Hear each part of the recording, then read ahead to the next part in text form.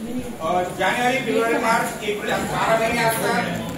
3 महिन्यांचा कोड एकत्र लक्षात ठेवायचा. जानेवारी फेब्रुवारी कोड काय आहे? 12चा स्क्वेअर म्हणजे 12चा वर्ग 144. बरोबर. 12चा स्क्वेअर आहे म्हणजे 1चा स्क्वेअर 144. ओके. एप्रिल मे जून साठी काय करायचं? 5चा स्क्वेअर 0.25. पुढे काय लावायचा? 0 लावायचा 0.25. ओके.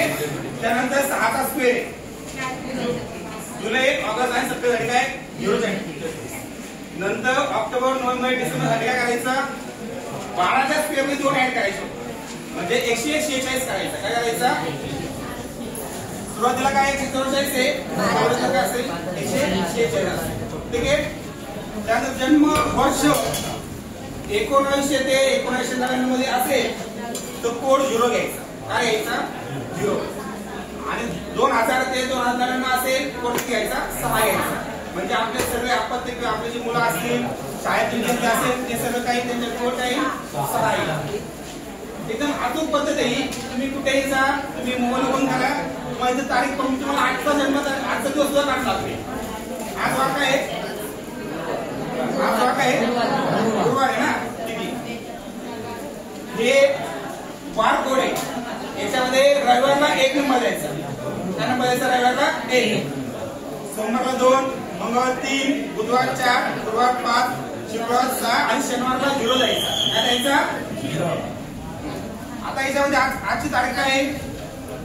5/7/2025. 6 आहे ना.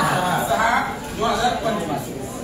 याच्यामध्ये 5 घटक महत्वाचे असतात. एकदम सोपे, अवघड नाही. पहिला दिवस. आजचा दिवस कोणता आहे? 5/05. ओके. आजचा दिवस. त्यानंतर वर्ष. वर्ष कोणतं आहे? 25. शेवट 2 अक्षर घ्यायचं. कोणतं घ्यायचं? 2 अक्षर. ओके. त्यानंतर एक मंथ कोड. काय?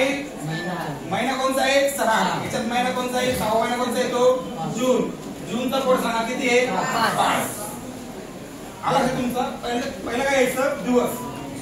आजचा दिवस. त्यानंतर वर्ष 25 ते घ्यायचं. मंथ कोड कोणता आहे? पैसे द्या.